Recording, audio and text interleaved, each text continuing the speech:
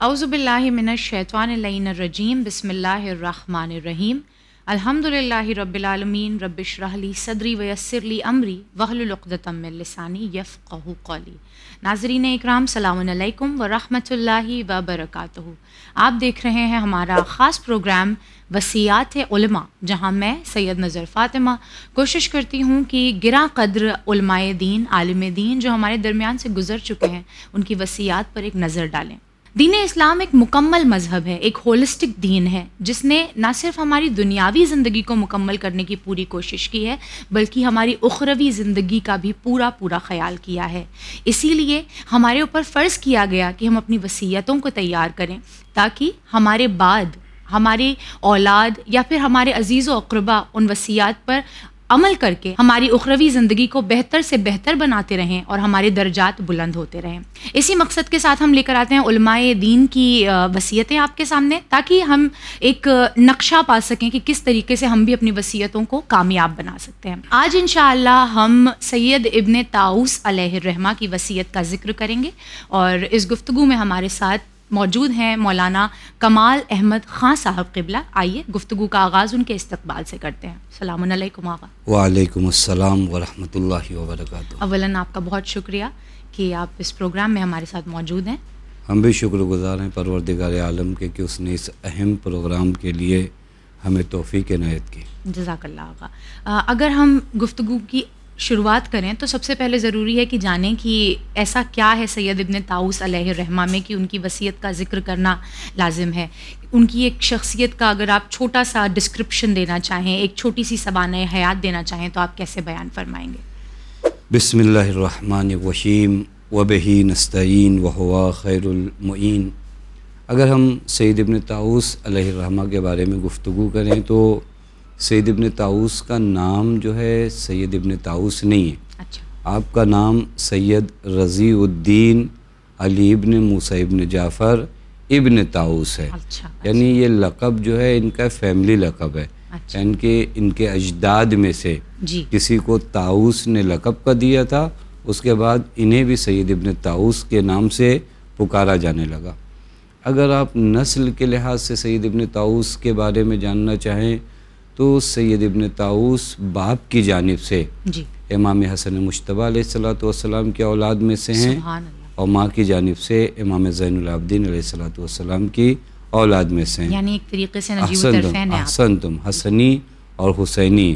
دوسری طرف سے اگر آپ کی ولادت کی تاریخ کو جو تاریخ میں بیان کیا گیا ہے 15 محرم الحرام 589 ہجری، جو شہر حلہ مشہور ہے، جہاں کے علامہ حلی رضوان اللہ تعالیٰ علیہ کافی مشہور ہیں، اس شہر میں آپ کی ولادت ہوئی۔ آپ کے والد موسیٰ ابن جعفر خود راویان حدیث میں ان کا شمار ہوتا تھا۔ ابتدائی تعلیم آپ نے اپنے دادا خود والد علام سے حاصل کی، اور اس قدر مرحوم سید ابن طاؤس ذہین تھے اور اللہ تعالیٰ نے اس قدر استعداد ان کے وجود میں رکھی تھی کہ انہوں نے 2.5 سال تک فقہ کی تعلیم کو اساتذہ کے حضور میں حاصل کیا۔ اس کے بعد خود سے پڑھا، اساتذہ یعنی اپنے استادوں سے 2.5 سال تک جا کر فقہ کی تعلیم حاصل کی۔ اس کے بعد ضرورت محسوس نہیں کی کہ کتابیں پڑھنے کے لیے استاد کے پاس جائیں۔ ساری تعلیم فقہ کی انہوں نے خود سے حاصل کی۔ آپ کو میراث کے طور پہ ایک بہترین کتاب خانہ ملا تھا، اور آپ خود فرماتے ہیں کہ اس کتاب خانے میں کوئی ایسی کتاب نہیں ہے جس کو میں نے نہیں پڑھا۔ یہ خود ایک بہت بڑی بات ہوتی ہے۔ کبھی ہمیں شوق ہوتا ہے کتابیں جمع کرنے کا، لیکن وہ کتابیں ہم پڑھ نہیں پاتے۔ لیکن سید ابن طاؤس کا حال یہ تھا کہ کہا کہ اس پورے کتاب خانے میں کوئی ایسی کتاب نہیں جو میں نے نہیں پڑھی۔ تقریباً آپ 15 سال بغداد میں قیام پذیر رہے، اور پھر اس کے بعد وہاں پر بہترین شاگردوں کی آپ نے تربیت کی۔ حکومت عباسی کی جانب سے کافی فورس تھا آپ پر کہ آپ کسی منصب کو قبول کریے، کسی عہدے کو قبول کریے، لیکن اس فورس سے بچنے کے لیے آپ نے بغداد چھوڑ دیا، لیکن اس منصب کو اور اس حکومت کے عہدے کو قبول نہیں کیا۔ 3 سال تک مرحوم سید ابن طاؤس نجف میں رہے، 3 سال کربلا میں، اور 3 سال امام رضا علیہ السلام کی بارگاہ میں، اور جن 3 سالوں میں آپ نے کربلا میں قیام کیا تھا انہی 3 سالوں میں آپ نے کشف المحجہ نامی کتاب لکھی جو ان کا وصیت نامہ ہے۔ یعنی یہ وصیت نامہ پوری ایک کتاب، انشاءاللہ بھی ذکر کریں گے آپ کی خدمت میں کہ پوری ایک کتاب 3 سال میں جو کربلا میں آپ قیام پذیر رہے، وہاں پہ لکھا۔ خود آپ کی وفات کی تاریخ جو نقل کی جاتی ہے وہ یہ کہ 664 ہجری میں 75 سال کی عمر میں آپ اس دنیا سے رخصت ہوئے، اور آپ کا جنازہ نجف لایا گیا، اور نجف کی سرزمین پر بنا برقول آپ کی تدفین ہوئی ہے۔ سبحان اللہ۔ اگر آپ مرحوم سید ابن طاؤس کی زندگی کو دیکھنا چاہیں تو میں بہت اختصار سے بیان کروں کہ مرحوم سید ابن طاؤس کی زندگی کو بیان کرنے کے لیے ان کی ایک کتاب اور ان کا ایک شاگرد ہی کافی ہے۔ میں اگر ہم کتابوں کا نام لیں تو سید ابن طاؤس نے بہت سی کتابیں لکھی ہیں، لیکن ایک کتاب جو بنام لحوف جو سرکار سید الشہداء یعنی امام حسین علیہ السلام کے مصائب پر، حتیٰ ہمارے علماء فرماتے ہیں کہ مقتل میں اس سے معتبر کتاب موجود نہیں ہے، وہ سید ابن طاؤس کی لکھی ہوئی کتاب ہے۔ یہ کتاب ہوئی، اور شاگردوں میں اگر بات کیا جائے تو علامہ حلی رضوان اللہ تعالیٰ علیہ جیسی عظیم شخصیت آپ کے شاگرد ہے۔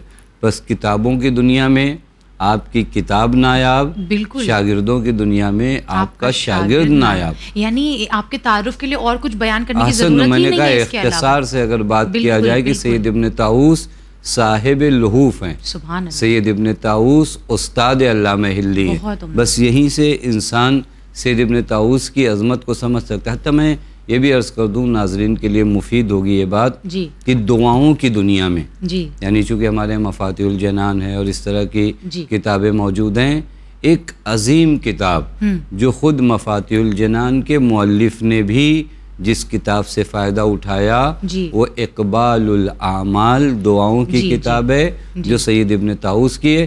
حتیٰ جب ہم مفاتیح کی دعاؤں کو کھولیں نا اس میں لکھا تو اس میں لکھتے ہیں کہ یہ دعا میں نے احسنتم اقبال الاعمال سے لیا ہے۔ مرحوم سید ابن طاؤس کی کتابوں میں سے یہ عظیم کتاب اقبال الاعمال، جس میں سال بھر کے اعمال ذکر ہوئے، سال میں کون سے دن کے کیا اعمال ہیں، کیا فضیلتیں ہیں، یہ سید ابن طاؤس رضوان اللہ تعالیٰ علیہ کی تالیفات ہیں۔ یعنی انسان جب اہل بیت پہ اپنی زندگی صرف کر دیتا ہے تو پھر ایسے ہی بلند مرتبہ ہو جایا کرتا ہے۔ آپ اگر ایسے تو آپ نے بیان فرما دیا کہ آپ کا جو ایک دم نایاب کام ہے وہ یہ ہے کہ آپ کے لیے یہ کتابیں کافی ہیں کہ آج تک اگر مصائب پڑھا جاتا ہے تو آپ کی کتاب سے پڑھا جاتا ہے اور اس کو معتبر سمجھا جاتا ہے۔ میں آپ سے پوچھنا یہ چاہ رہی ہوں کہ آپ نے بتایا آپ کی رحلت جو ہے وہ 674 ہجری میں 664 ہجری میں ہو گئی، یعنی آج سے تقریباً ہزاروں سال پہلے آپ کی رحلت ہوئی۔ کیا آپ کی وصیت آج کے زمانے میں بھی اتنی ہی کارگر ثابت ہوگی؟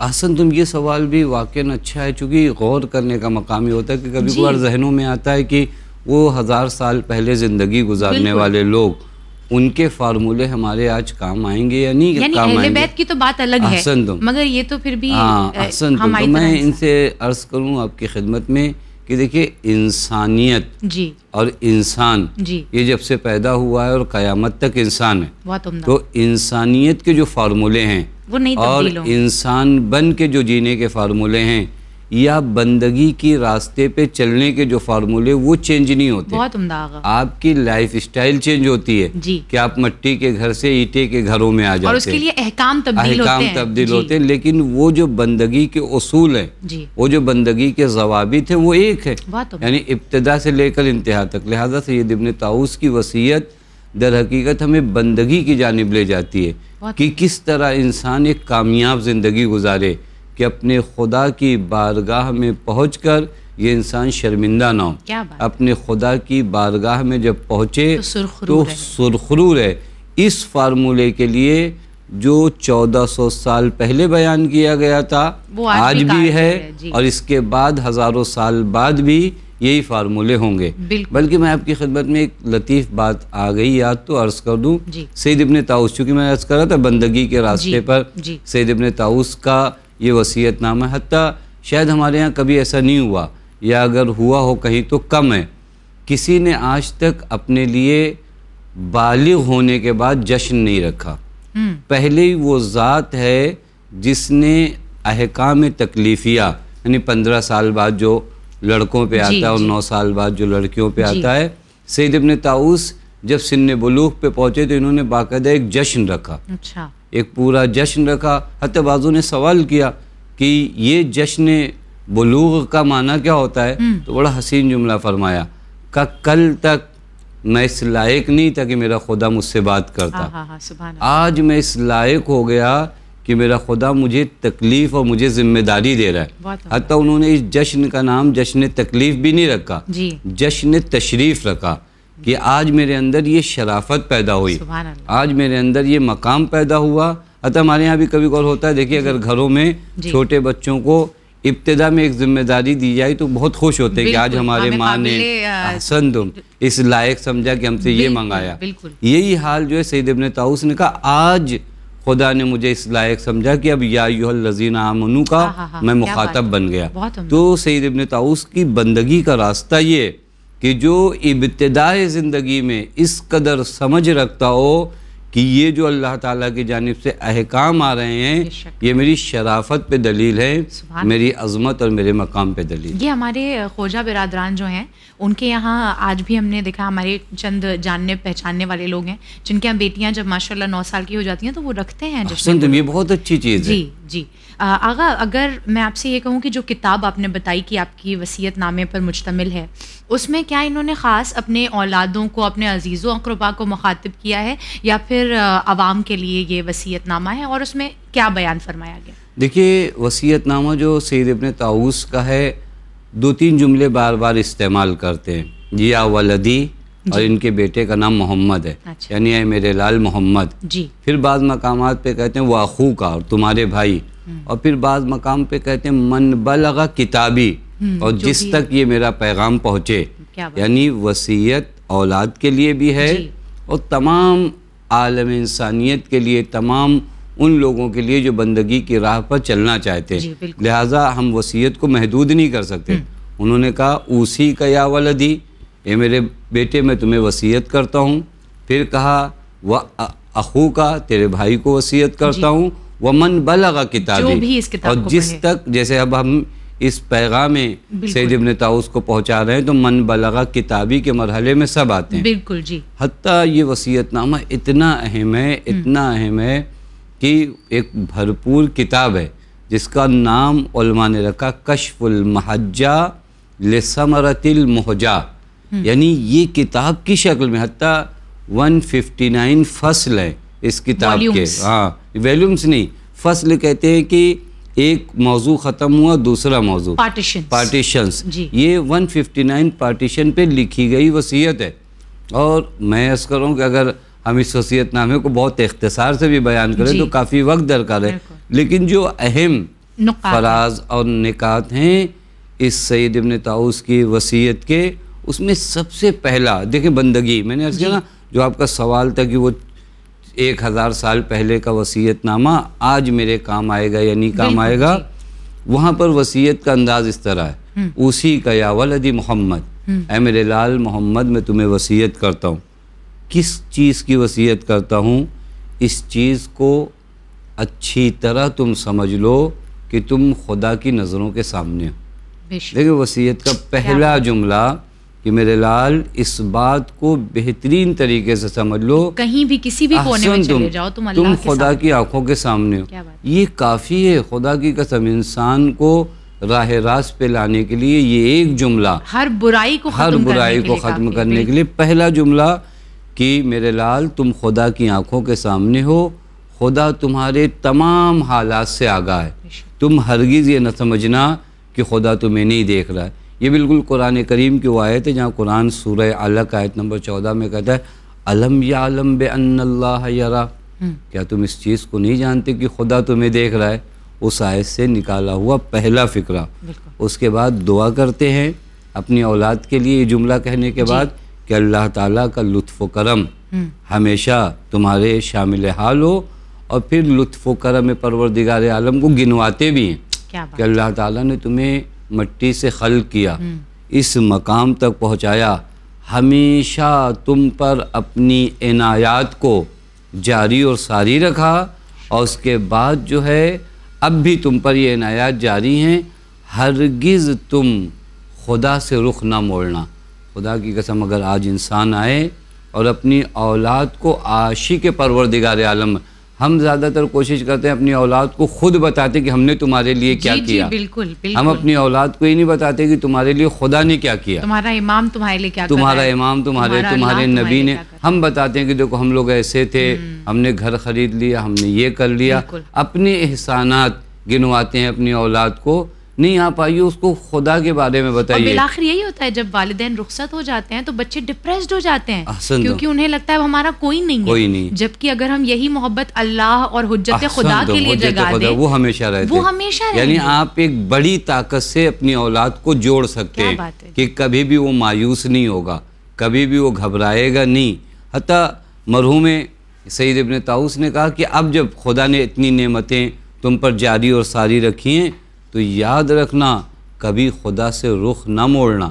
اور پھر اس کے بعد فرمایا اگر تم نے خدا سے رخ موڑا تو پھر تمہارا کوئی پناہ گاہ نہیں ہے، یعنی اپنی اولاد کو وصیت کے طور پہ ہم سیف کرتے ہیں اپنی اولاد کو، وصیت کے طور پہ مرحوم سید ابن طاؤس کہتے ہیں سب سے سیف جگہ تمہارے لیے یہ ہے کہ تم پناہ پروردگار عالم میں رہو۔ اور یہ وہی پھر قرآن کریم میں نے عرض کیا سید ابن طاؤس کی وصیت کو اگر ہم قرآنی آیات سے لے جائیں اور احادیث سے تو ایک ایک جملہ قرآنی آیات سے ملتا ہے۔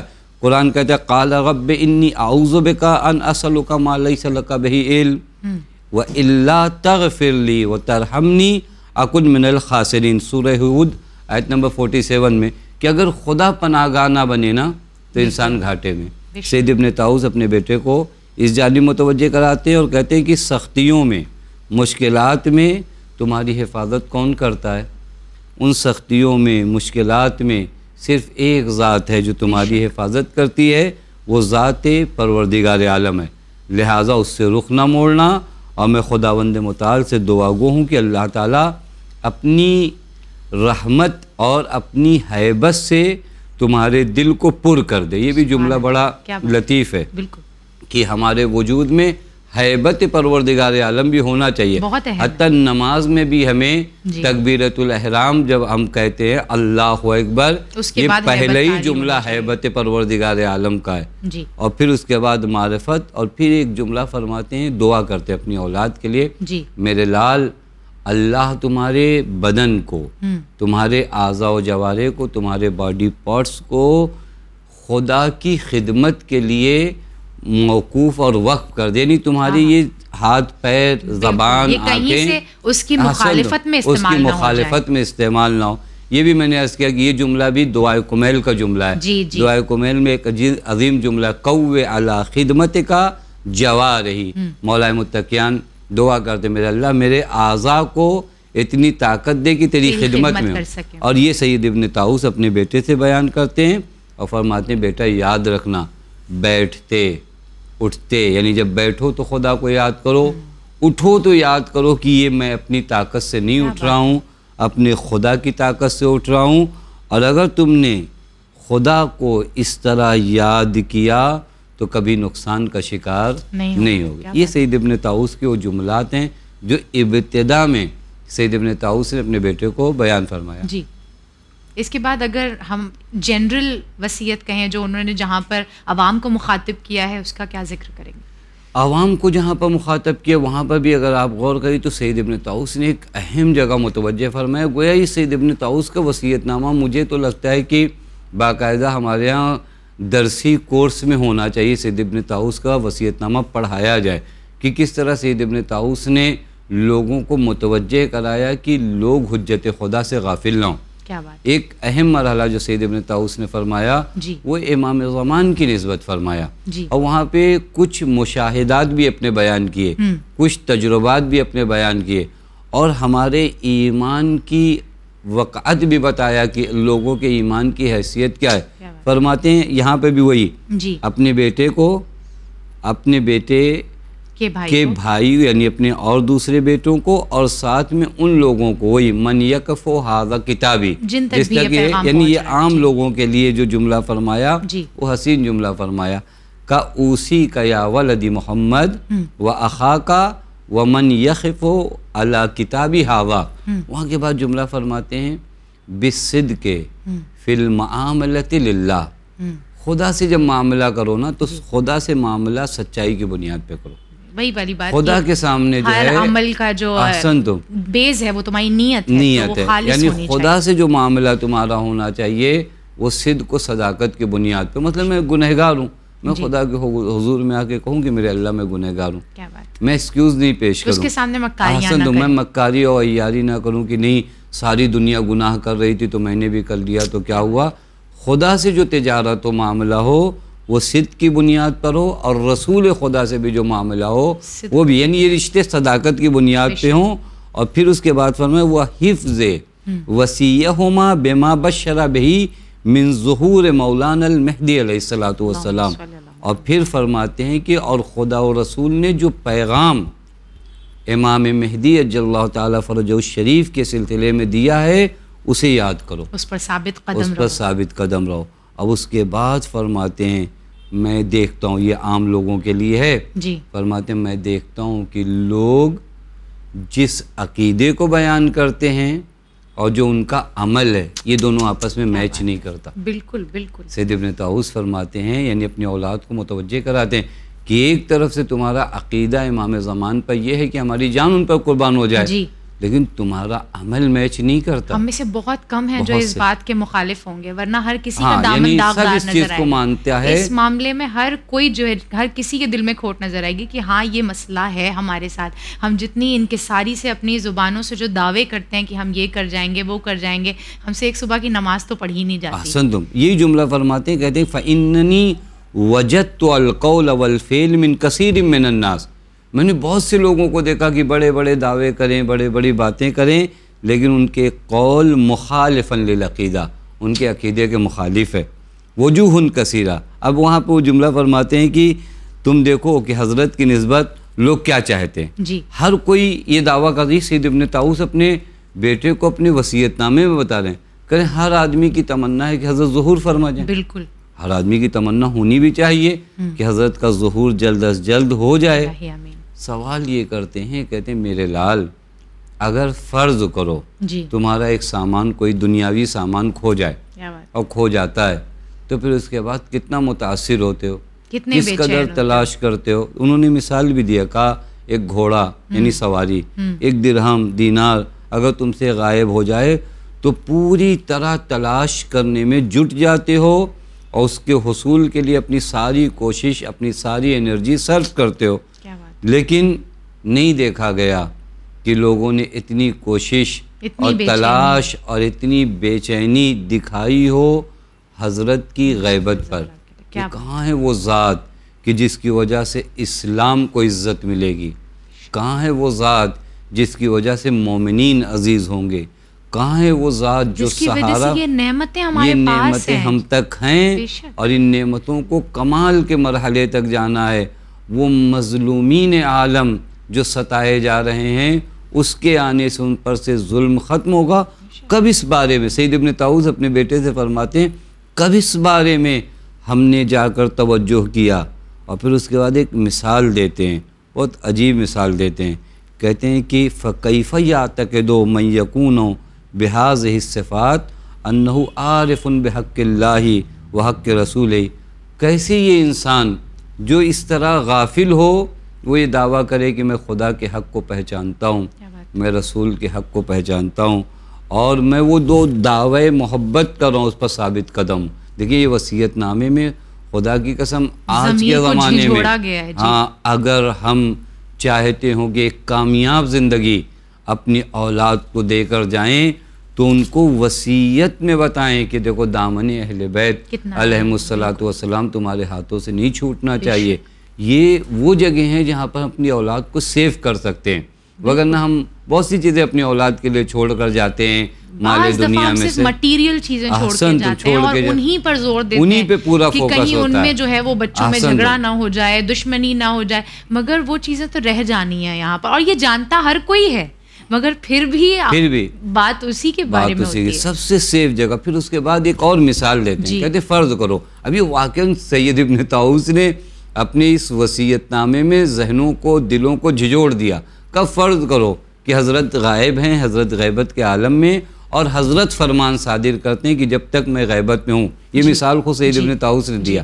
حضرت تمہیں حکم کرتے ہیں کہ تمہارے ملک کا جو بادشاہ ہے وہ ہر روز تمہیں 1000 دینار دے گا جتنے دن تک میں غیبت میں ہوں. اور یہ پیسہ تمہارے لیے جائز اور پاکیزہ بھی ہے، یعنی یہ پیسہ تمہارے لیے حرام بھی نہیں ہے. لیکن پھر ایک وقت ایسا آ جاتا ہے کہ اللہ تعالیٰ حضرت کو اذن ظہور دیتا ہے اور حضرت چاہتے ہیں کہ میں ظاہر ہوں، اور آ کر تم سے سوال کرتے ہیں کہ وہ 1000 دینار جو تمہیں روز مل رہا ہے وہ چاہتے ہو کہ برابر ملتا رہے یا میرا ظہور ہو جائے. ہم میں سے کتنے ہیں جو یہاں پر واقعاً یعنی جو اٹیچمنٹ ہے تمہارا دنیا سے، تمہیں کہیں اس وابستگی نے اتنا وابستہ تو نہیں کر دیا کہ تم حضرت سے دور ہو گئے. واقعاً وہ مثالیں ہیں، بہت اہم مثال ہے، آدمی چیک کر سکتا ہے. میں اگر آج کے زمانے میں اپنے ایمان کو چیک کرنا چاہوں میں چیک کر سکتا ہوں کہ دیکھو میں حضرت کے لیے کیا قربان کر سکتا ہوں. میں اس مصلح عالم کے لیے، وہ جو روح عالم ہے اس کے لیے کیا قربان کر سکتا ہوں. یہاں پر فرمایا کہ اب یہاں پر جو لوگ بہت بڑے بڑے دعوے کرتے ہیں نا، انہیں تم دیکھو گے کہ وہ اپنے دعوے میں سچے نظر نہیں آئیں گے. اس کے بعد سید کہتے ہیں یا ولدی محمد زین اللہ جل جلالہ سرائرک و ظواہرک بموالات اولیائہ و موادات اعدائہ.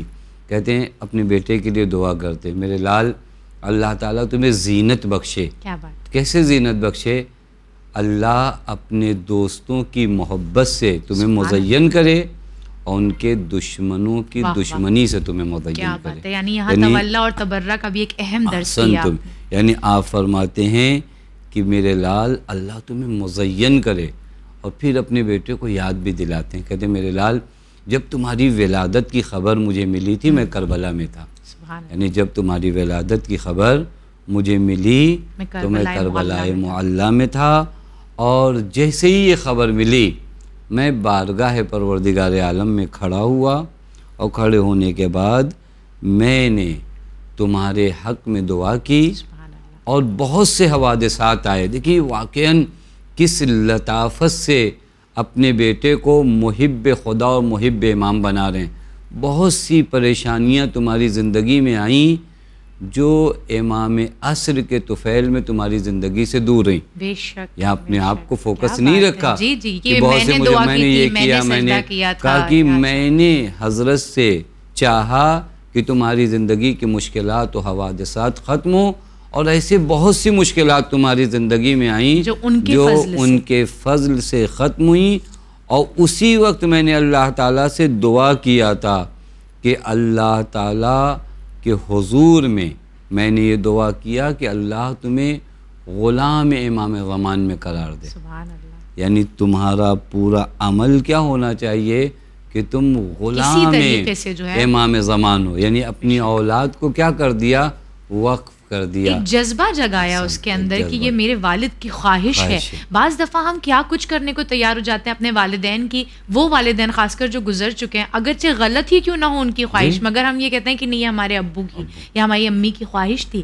تو یہ ایسا جذبہ اپنے بچوں میں جگا کر جائیں تو پھر وہ اس کو پوری کرنے کی نہ صرف اپنے لیے کوشش کریں گے بلکہ آپ کے لیے بھی اتنی ہی جد و جہد کریں گے. اگر جہاں ہم یہ دیکھ رہے ہیں کہ امام زمان علیہ السلام اور حجت خدا سے اتنی زیادہ رغبت آپ نے اپنے وصیت نامے میں جگائی، کیا کوئی وظیفہ بھی آپ نے بتایا امام زمان علیہ السلام سے کسی طریقے سے توسل کرنے کا یا ان سے جڑے رہنے کا؟ ایک وظیفہ جو مرحوم سید ابن طاؤس رضوان اللہ تعالیٰ علیہ نے امام زمان اجل اللہ تعالیٰ فرجہ الشریف کی نسبت جب اپنی حاجات طلب کرتے ہیں اور حضرت سے توسل کرتے ہیں تو انہوں نے فرمایا کہ دوشنبہ اور پنجشنبہ یعنی منڈے اور تھرسڈے کے دن جو ہے خضوع اور خشوع کے ساتھ اپنی حاجات کو حضرت کی بارگاہ میں پیش کرو. اور یاد رکھیے گا اس چیز کو کہ واقعاً اس وقت آپ کو اللہ تعالیٰ کی جانب سے جتنی نعمتیں حاصل ہوتی ہیں وہ حضرت کے صدقے میں، چونکہ ہر دور کا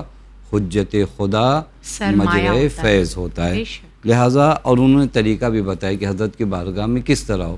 دوشنبہ اور پنجشنبہ کو اور ایک سلام دو حضرت کی خدمت میں، اور اس کے بعد ایک جملہ کہو. یہ جملہ بڑا حسین ہے، قرآن کریم کی آیت ہے جہاں پر جناب یوسف علی نبی علیہ الصلوۃ والسلام کے بھائی جب جناب یوسف کے پاس آئے تھے اس مرحلے کے بعد کہ جب انہیں گندم چاہیے تھا اور وہ غذا چاہیے ہوتی ہے، تو جو جملہ استعمال کیا تھا اسے قرآن نے بھی نقل کیا ہے. یا ایھا العزیز مسنا واہلنا الضر وجئنا ببضاعۃ مزجاۃ فاوف لنا الکیل وتصدق علینا ان اللہ یجزی المتصدقین. یعنی جب جناب یوسف کے بھائی آئے تو کہنے لگے اے عزیز، چونکہ ابھی جناب یوسف کو پہچانتے نہیں تھے، اے عزیز ہم کو اور ہمارے گھر والوں کو بڑی تکلیف ہے، یعنی ہم مشکلات کا شکار ہیں اور ہم آپ سے گندم لینے جو آئے ہیں، گیہوں لینے جو آئے ہیں، تو بدلے میں دینے کے لیے ہمارے پاس کچھ نہیں ہے، ایک معمولی سی پونجی ہے، آپ ہمیں پورا کا پورا غلہ دے دیجئے، یعنی آپ لطف و کرم کیجئے. یہ بڑی حسین آیت ہے کہ جناب یوسف کے بھائیوں نے جو جناب یوسف کے لیے پڑھا، کیونکہ پہچان نہیں رہے ہیں، معرفت نہیں رکھ رہے ہیں اور ان کے حق کو بھی ادا نہیں کیا بلکہ ظلم کیا. اسی انداز میں ہم امام زمان اجل اللہ تعالیٰ فرجہ الشریف کی بارگاہ میں آئیں، چونکہ ہم نے بھی واقعا نہیں سمجھا کہ صاحب نعمت کون ہے، ان کے حق ہمارے اوپر کیا ہیں، لیکن ہمیں یقین اس بات کا ہے کہ جب یوسف اپنے ان بھائیوں کو معاف کر سکتے ہیں تو ہمارا امام فخر یوسف ہے، ہمارا امام وارث رحمت للعالمین اور یوسف زہرا سلام اللہ علیہ ہے. لہذا اس جملے کے ساتھ آئیں. اور ایک جملہ اور مرحوم سید ابن طاؤس نے اضافہ فرمایا، کہیں یا مولانا استغفر لنا ذنوبنا ان کنا خاطئین. اے ہمارے آقا، اے ہمارے مولا، ہم خطا کار ہیں، خدا کے حضور میں آپ ہمارے استغفار کے لیے وسیلہ بنیے. یہ وظیفہ مرحوم سید ابن طاؤس کی جانب سے بیان کیا گیا، یہ اپنی دعاؤں کو طلب کرنے کے بہت بہت شکریہ آغا آپ کا. ہماری کوشش یہی ہے کہ اس وصیت سے ہمارے ناظرین اور ہم بذات خود بھی زیادہ سے زیادہ فیض حاصل کر سکیں اور کوشش کریں کہ ہم بھی اپنے نسلوں کے لیے کچھ ایسے ہی چھوڑ کر جا سکیں جو قابل بیان ہو لوگوں کے درمیان. بہت بہت شکریہ آغا. عزیزان محترم، یہ تھی وصیت سید ابن طاؤس علیہ الرحمہ کی، جو اپنے آپ میں بہت ہی مفید ثابت ہوگی ہمارے بھی لیے، ہماری اولادوں کے لیے بھی. اور انشاءاللہ اگر ایسے ہی کچھ ہم بھی اپنی نسلوں کے لیے چھوڑ کر جائیں تو نہ صرف یہ کہ ان کی دنیا سنور جائے گی بلکہ ہماری آخرت بھی سنور جائے گی. اللہ ہم سبھی کی توفیقات میں اضافہ فرمائے. انشاءاللہ دوبارہ حاضر خدمت ہوں گے کسی اور عالم دین کی ایسے ہی بے نظیر و بے مثال وصیت لے کر. تب تک کے لیے آپ بنے رہیے چینل ون کے ساتھ. میں لیتی ہوں آپ تمام ناظرین سے وداع. فی امان اللہ.